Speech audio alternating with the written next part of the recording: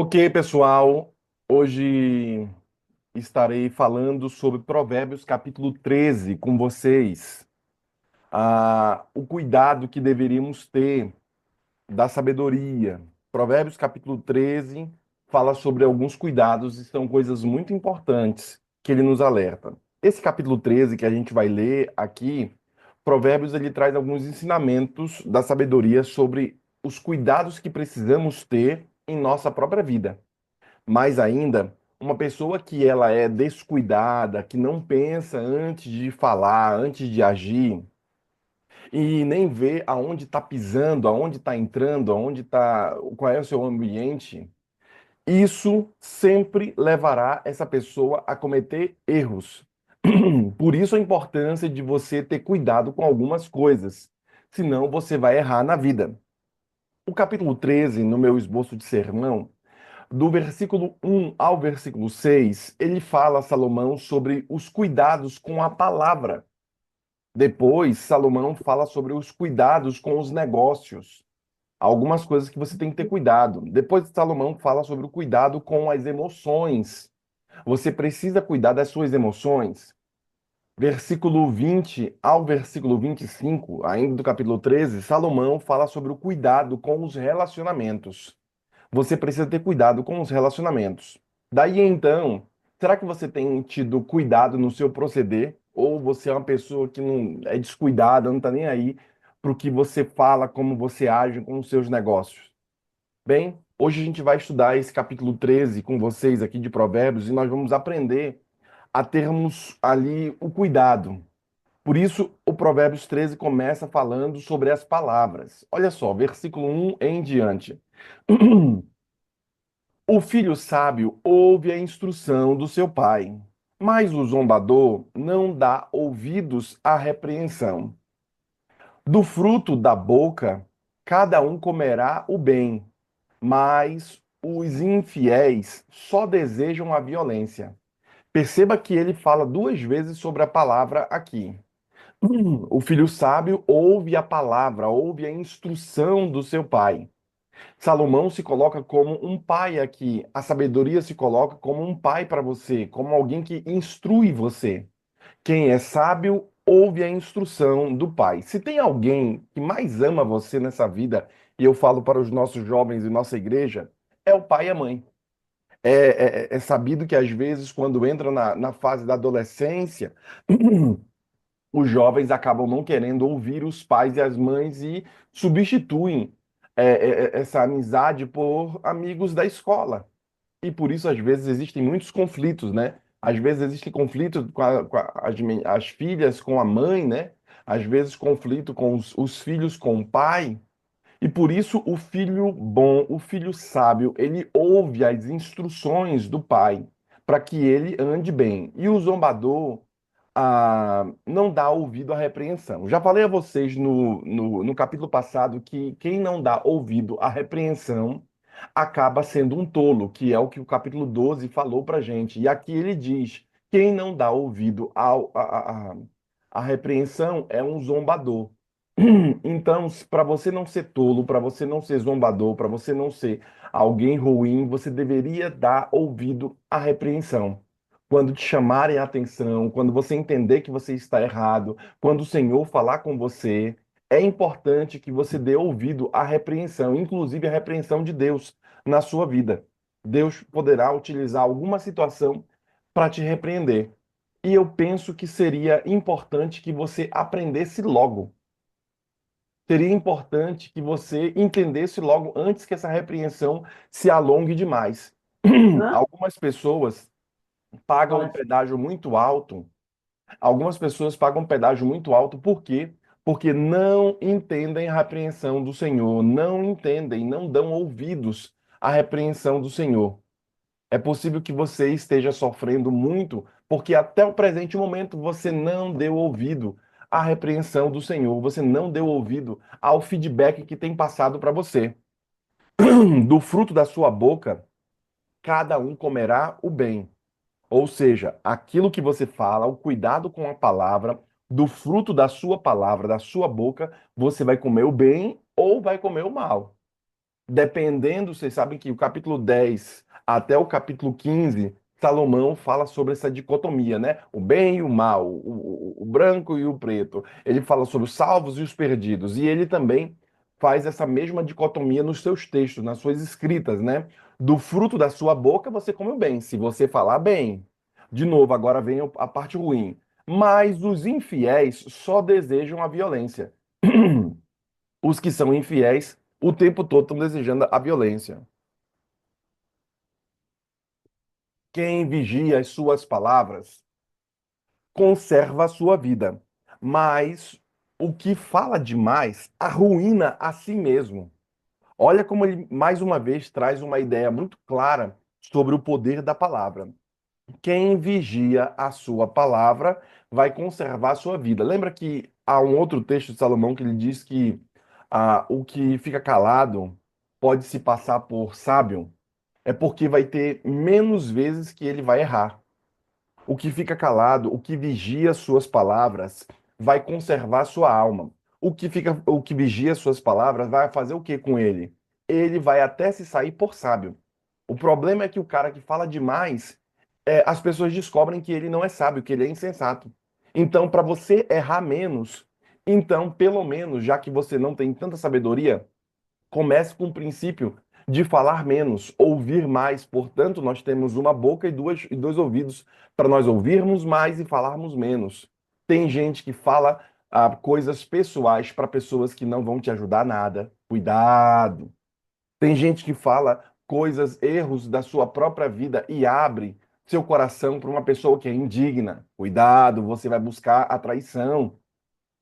Vão trair você porque você está, sim, abrindo seu coração para pessoas que são indignas de ouvir essas coisas, para pessoas que são insensatas. Tem gente que fala sobre casamento, sei lá, do seu próprio casamento, da sua própria história, da criação de filho, para pessoas que nem têm um bom casamento, nem criam seus filhos corretamente.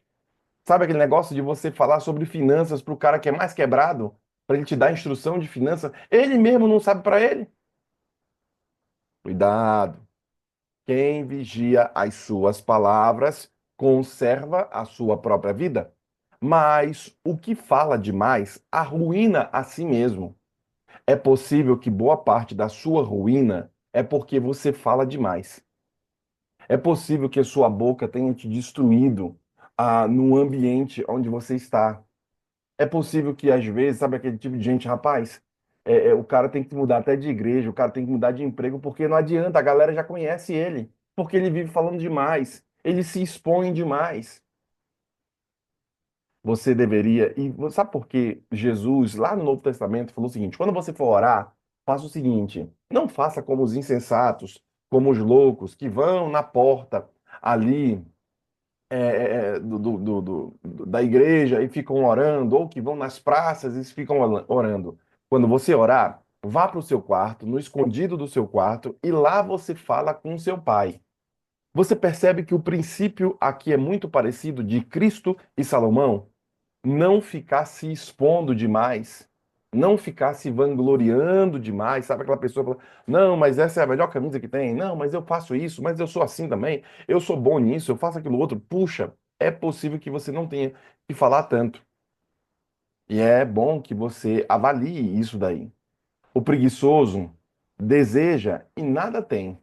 Ó, um outro aspecto que ele fala aqui. Por que o preguiçoso deseja e nada tem? Porque ele é preguiçoso. Não tem nada porque é o tempo todo deitado, sem fazer nada, e por isso que ele não tem nada. O preguiçoso nada tem, mas o desejo dos que se esforçam será atendido. Você precisa se esforçar se você quer receber a bênção. Você precisa se esforçar. Como vocês sabem, é sabido aqui, eu estou me aperfeiçoando no inglês, né? Aprendendo inglês. E eu não tive tanto tempo ontem. Quando deu ontem, 11 da noite, eu estava aqui no computador, na frente do computador, estudando inglês, falando inglês com a professora e lendo o texto. Eu preciso me esforçar acerca disso. Por quê? Porque era o tempo que eu tinha. A Débora marcou esse horário, que era o horário que deu. Às vezes eu tenho um tempo de meio-dia, é o tempo que eu consigo fazer, quando não é 11 horas, meia-noite. Sabe? O desejo dos que se esforçam será atendido. Você precisa se esforçar se você quer ser atendido no seu desejo. O justo odeia a mentira, mas o ímpio traz vergonha e desonra. Olha só, o justo odeia a mentira. Talvez você devesse parar um momento e avaliar essa questão de mentira. Porque as pessoas que são justas, elas odeiam a mentira. Você deveria ser uma pessoa que anda na luz, sabe? Por que eu falo tanto disso daqui? É assim, ó. Para de mentir, para de falar mal dos outros, para de ficar reclamando. Porque quem pega em cocô para jogar nos outros, o primeiro a se sujar é quem? Você, sua mão se sujou. Quem pega numa brasa para queimar os outros, o primeiro a se queimar é quem? Você que pegou na brasa. Você não entende isso daí e você acaba tendo uma vida de sofrimento. E é possível que o sofrimento que você tem, quem caçou esse sofrimento foi você mesmo. Você não segue os conselhos da sabedoria e você está caçando problema para você mesmo e você nem sabe. Perceba que ele diz aqui que o preguiçoso deseja. Ele está sempre assim, sabe? Ah, não, eu vou melhorar. Eu conheço um cara, pode falar muito, senão vocês sabem. Eu conheço um cara. E o cara sempre ele é bom, ele faz, e o cara é bom mesmo, mas não desenrola a vida do cara, eu não sei por quê. Mas eu sei, porque ele só fala, porque ele é preguiçoso. E ele é um cara bom no intelecto, ele tem muitas ideias. Mas você sabe, né? Ideia, meu irmão, tem um balde cheio de ideia aqui em casa. Ixi, ideia tem um monte. Ideia é o que mais tem. Se for conversar com alguém, ideia, tem muita ideia, ideia, ideia, ideia. Tem um balde cheio aqui em casa de ideia. Se você quiser. Eu jogo um monte para você, te dou um livro e tal. Tem muitas ideias nesse livro, tem muitas ideias em tudo quanto é canto. O problema é que essas ideias não são colocadas em prática. Então, balde de ideia não vale nada. Agora, quando você pratica as ideias, quando você faz a prática dela e essas ideias são validadas, aí as ideias começam a ter valor. O problema é que você, eu falo aqui de provérbios, você sabe de tudo, você é crente, pô. Não tem uma coisa que eu não fale aqui que você não saiba. Você sabe de um monte de coisa. O negócio é o cara praticar. Saber, meu irmão, até o diabo sabe. Sabe de tudo. O diabo sabe de um monte de coisa. Imagina, o diabo é o cara que mais conhece a Bíblia, não? Se falar que abriu o mar vermelho, ele sabe que ele estava lá. Ele nem fé precisa ter, porque fé é pra gente que não viu, né? Acreditar sem ver. Agora, ele não precisa de fé. Por quê? Porque ele estava lá. Diz que o céu é bonito, lógico, ele estava lá, ele era o anjo cobridor. Então, o diabo é o camarada que mais conhece a palavra. Mas o porquê que ele é o diabo se ele é um profundo conhecedor das verdades bíblicas? Porque ele não pratica. Se você não praticar a palavra, significa que o quê? Você está seguindo as doutrinas satânicas. Sei que não é fácil o que estou falando, mas quem disse que seria fácil? Te enganaram. Não será fácil mesmo, não. A Bíblia diz que para ganhar o céu será com muito esforço, com muita luta. Então não é fácil. Já te acomoda na vida que as coisas não serão ganhas de forma fácil. E o que vem fácil acaba indo fácil também. Por isso, o justo odeia a mentira, mas o ímpio traz vergonha e desonra. A justiça guarda o que anda com integridade. Ó, se você andar com integridade, a justiça vai guardar você. Se você andar com integridade, então você não ficará com medo. Se você andar com integridade, então você estará de cabeça erguida, de cabeça em pé. É preferível que você ganhe menos, é preferível que você não esteja nos melhores ambientes, mas que você seja uma pessoa íntegra.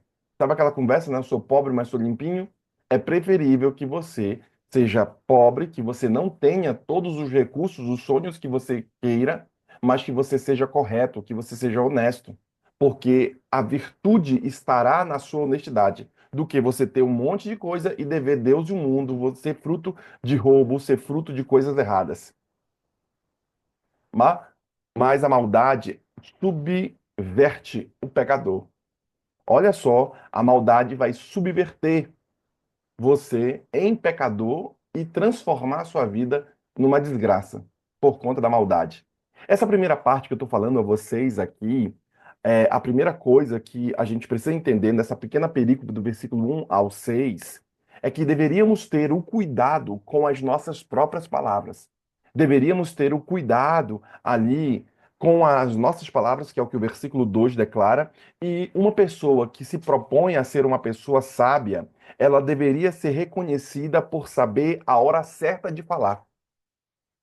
Uma pessoa sábia deveria ser reconhecida por isso, porque sabe entrar, sabe sair. Meu pai sempre dizia, Anderson, tem duas formas de você dizer não. Uma é você chegar e falar assim, não. Outra é você não falar nada. Pega e sai. Você não precisa estar brigando, você não precisa estar discutindo. É um fato de que a hora certa de falar, na medida certa, na forma certa, faz com que tudo seja melhor para ti. Além de ser alguém que sabe se calar também no momento certo. Não desperdiça as palavras.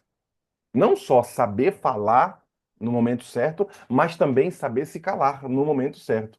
Tem coisas que eu sei que é até verdadeira, que são corretas, mas que você não deveria falar porque não é o momento certo. Tem pessoas que não estão preparadas para algumas verdades.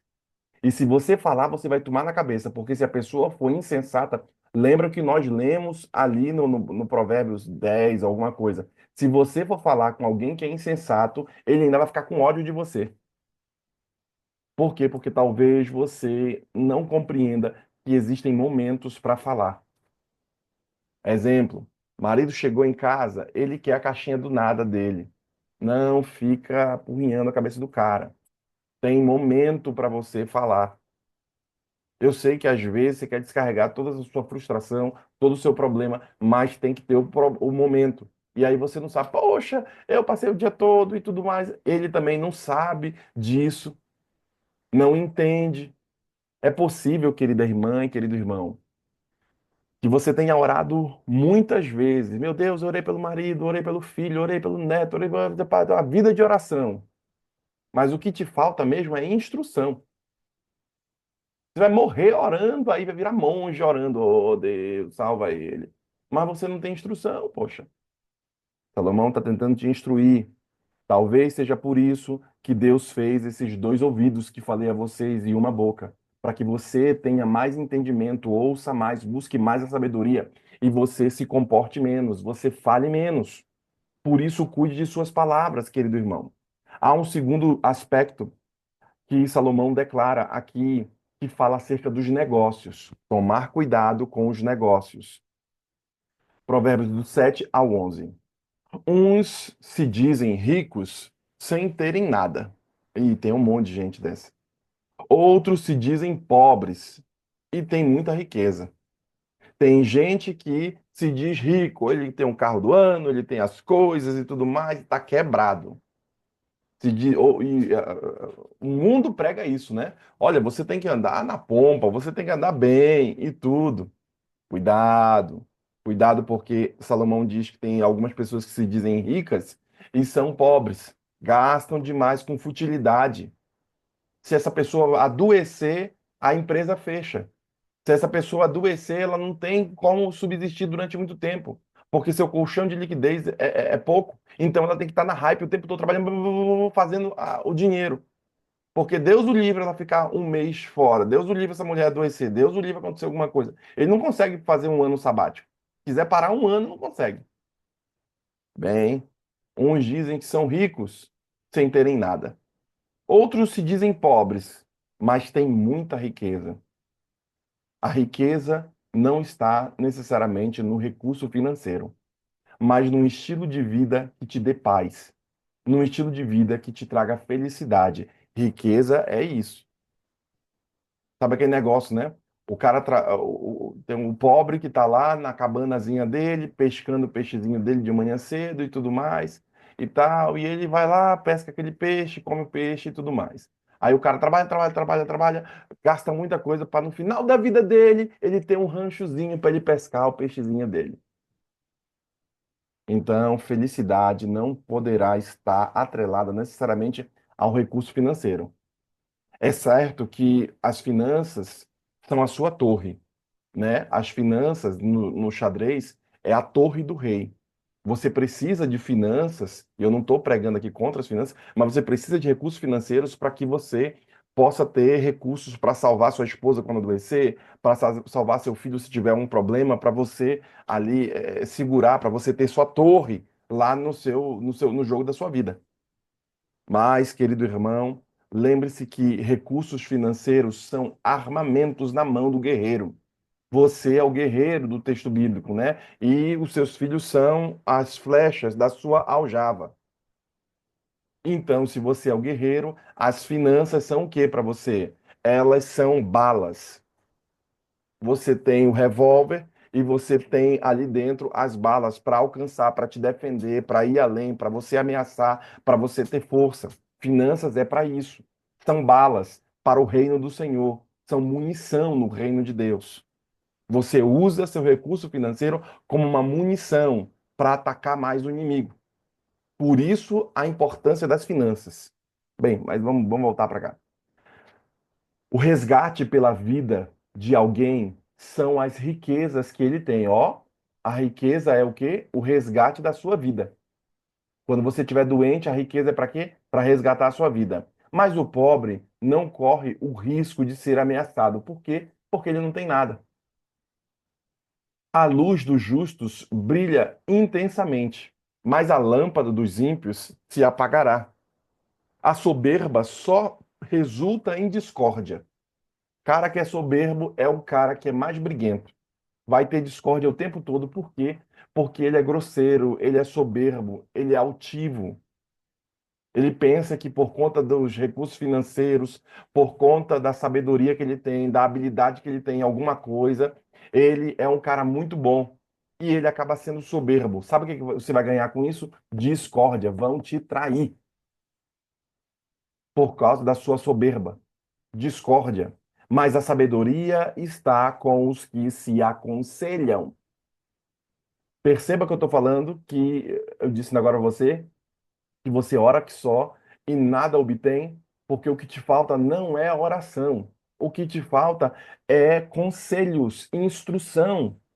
Mas a sabedoria está com o quê? Com os que são aconselhados. Mas o irmão não lê nada. O irmão não se aprofunda. O irmão não busca entendimento na palavra. Antigo e Novo Testamento tem um testamento que Deus deixou para você, para os seus filhos, para você saber aonde que está a fazenda que Deus deixou para você saber aonde que está o quadro de Monet que Deus deixou para você saber onde que está a bênção para você. Mas o irmão não lê nem o testamento que o pai dele deixou e ele vive sem nada. Lembra da história daquela velhinha lá que contei a vocês?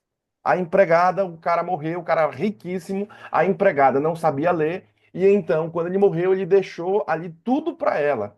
E ela foi e grudou no quadro todo o testamento que o patrão tinha deixado. E ela morrendo lá, toda doente, o patrão morreu, ela parou de receber dinheiro, ficou lá moribunda, não tinha filhos, ele também não. E aí então o médico foi lá tentar curar a mulher e quando viu tinha um quadro na porta da casa, na parede da casa da mulher. Quando foi ver, perguntou: moça, a senhora sabe o que está escrito aqui? Não, não sei ler. Eu não leio o Antigo nem o Novo Testamento. Eu não sei quais são as promessas do Senhor. Eu acredito mais na mandinga que o diabo pode jogar em mim, mais na macumba, em qualquer coisa, mas não acredito nas promessas, porque eu nem sei onde estão. Aí ele disse para ela: olha, aqui é o testamento do seu fulano de tal. Ele deixou tudo para a senhora. E por que a senhora está sofrendo tanto aí, sem recurso financeiro, para cuidar da sua saúde aí, que a senhora está morrendo? Ah, é bem, é o irmão boca aberta, né? O diabo vem, rouba a mulher, rouba o casamento, rouba a história, rouba o filho, rouba dinheiro, rouba a saúde, rouba um monte de coisa, porque o irmão boca aberta não sabe do negócio. Bem, a riqueza obtida com facilidade, Salomão fala mais uma vez, essa diminui. Ó, o que vem fácil, diminui, vai fácil, diz Salomão. A riqueza obtida com facilidade, essa diminui.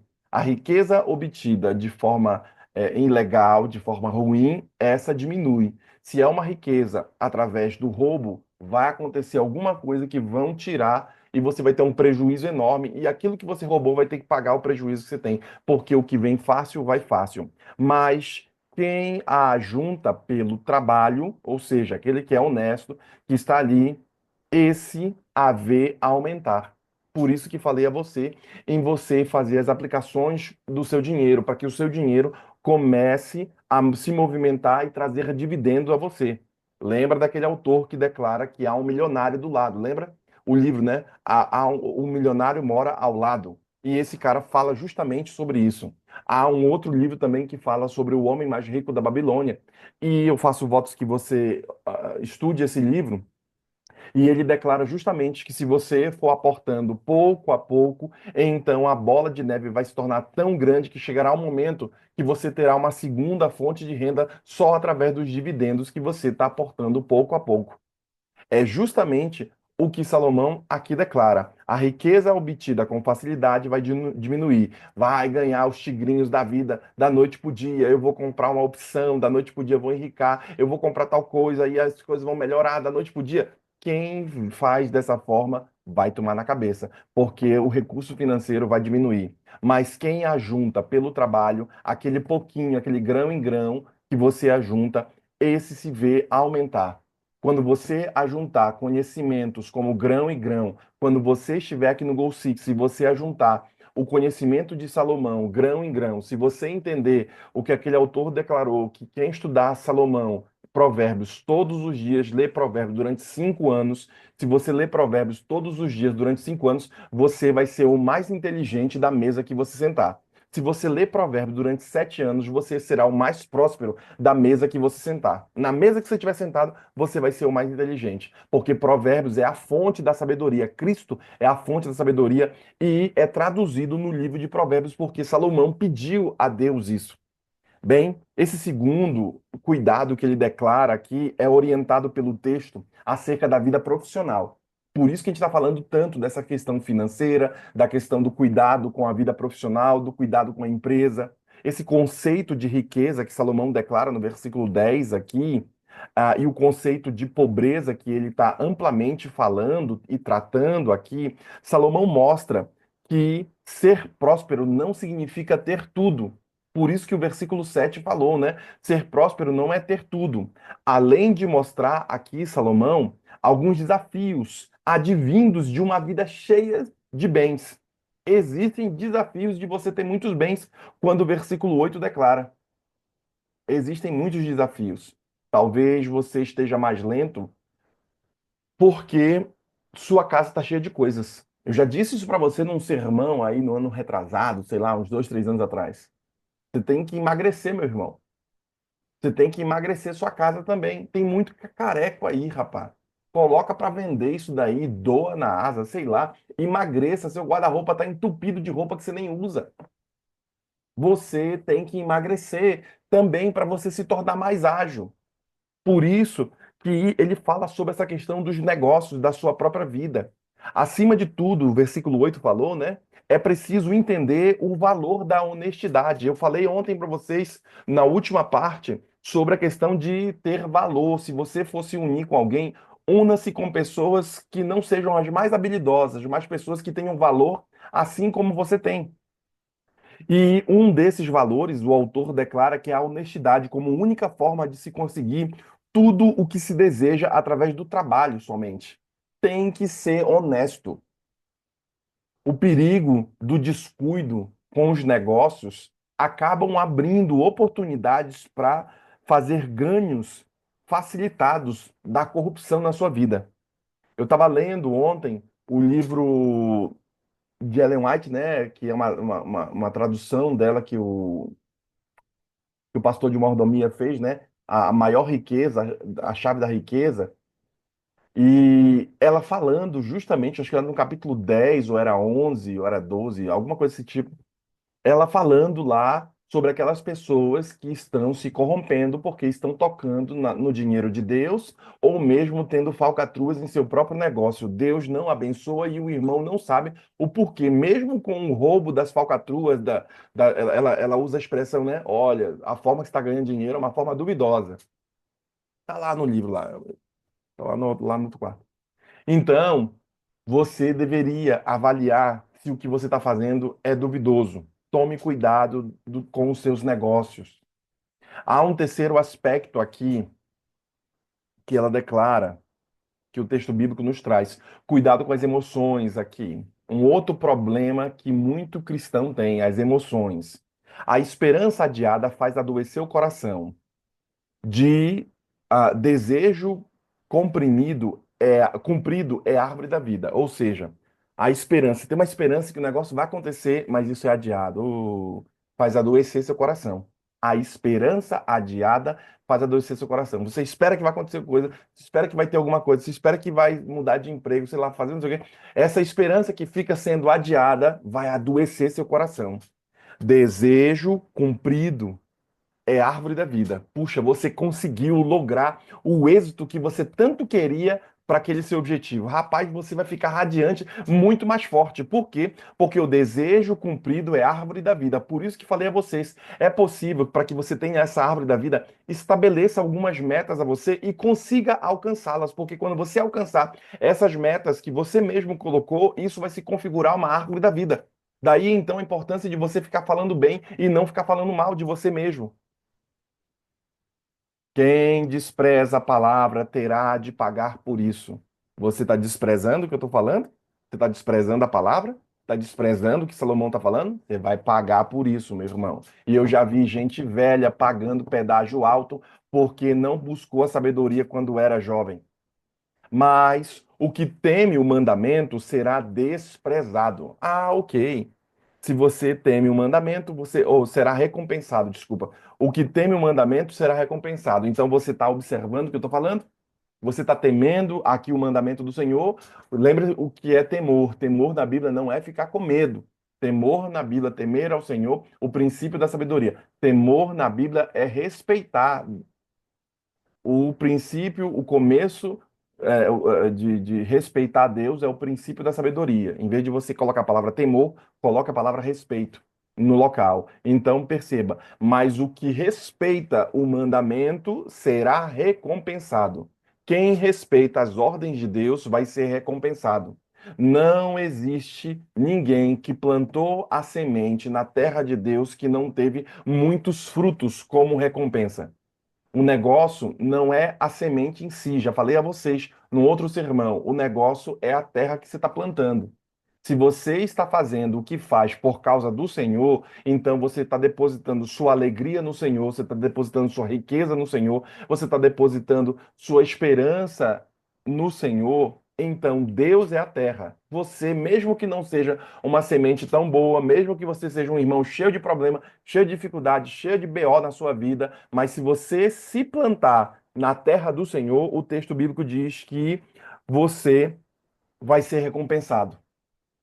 Você vai ter muitos dividendos. Mas o que respeita o mandamento, o que se planta no Senhor, será recompensado. O ensino do sábio é fonte de vida para evitar os laços da morte. O ensino do sábio vai fazer com que você o quê? Viva e vai te sair da morte. O bom senso conquista favor, mas o caminho dos infiéis é intransitável. Olha só, quem tem bom senso vai conquistar o favor das pessoas. Você precisa ter bom senso. Você precisa saber com quem você está falando. Você não pode se expor demais. Você tem que ter uma noção. Lembra que falei a vocês nos 4, 5, 10 capítulos atrás? Eu falei o que para vocês? Que tem que ter bons sensores. Bom senso é ter bons sensores. Você anda com o carro e tem um monte de sensor no carro. É temperatura, é sensor da gasolina, é sensor do airbag, é sensor das coisas, tem sensor da luz, mas você não tem sensor nenhum. Você está andando, vai pagar a gasolina, porque você não sabe se tem gasolina ou não, porque não tem o sensor marcando. Você não sabe se o motor está fervendo, porque não tem o sensor marcando. Você não sabe das coisas. Você, às vezes, é sem noção, porque você não tem sensor. Quem tem bom senso, quem tem bons sensores, se o avião tem sensor de temperatura, sensor de água, sensor de distância, sensor de distância do solo, sensor de altitude, esse avião, se tiver alguma pane, tem outros sensores que vão poder fazer com que a pessoa entenda. E boa parte das quedas de avião é porque os pilotos não entenderam os sensores que ali tinham ou algum daqueles sensores estavam com defeito e eles não sabiam saber o que fazer porque não tinham sensor, não sabiam o que estava acontecendo. Eu me lembro de uma pessoa que estava num helicóptero e eles entraram numa nuvem e ficou tudo ah, cheio de nuvem. Ele perdeu o ponto referencial. Nós, seres humanos, temos que ter um ponto referencial. E ele, no helicóptero, perdeu o ponto de referência. Ele não sabia onde era céu, onde era o chão, onde era. Ele estava ali, mas não sabia. Sabe o que aconteceu? Eles caíram. E era um cara que ia casar lá, estavam indo para o casamento ou saindo do casamento, algo desse tipo. E o helicóptero caiu. Por quê? Porque faltou o sensor, a intenção, o entendimento do sensor. Por isso que ele diz: o que tem bom sensor, o que tem bom senso, conquista o favor. Você vai ter o favor não só de Deus, mas também dos homens, se você tiver bom senso. Mas o caminho dos infiéis é intransitável. Então, se você é infiel, se você não tem esse bom senso, olha, vai ser intransitável o seu caminho. Você não consegue andar, você empaca.